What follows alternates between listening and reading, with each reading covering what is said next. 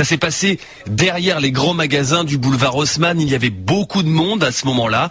Et dans la foule, Aurélia, qu'a-t-elle vu ? Je suis arrivée, ils étaient en train déjà de se cogner. Je suis arrivée au moment où il est tombé en arrière et qu'il s'est pris la butte en fer, quoi. Il était inconscient, il saignait beaucoup, quoi. Il avait vraiment une grosse bosse derrière la tête. Puis le visage était en sang, quoi. Donc ça a été très très vite et puis c'était très violent. C'est choquant parce que ça peut arriver à tout le monde, quoi. Clément Méric, 18 ans, originaire de Brest, étudiant à Sciences Po. C'est là qu'un rassemblement est organisé. Ce midi, Juliette Droz, vous êtes sur place pour RMC. Juliette, vous avez pu recueillir des témoignages sur l'engagement politique du jeune homme. Oui, en fait, Clément, il était devenu ces derniers mois l'une des figures de proue de la lutte contre les groupuscules d'extrême droite. Clément, ce n'était pas un militant comme les autres. Il était très engagé dans le syndicat solidaire étudiant de Sciences Po.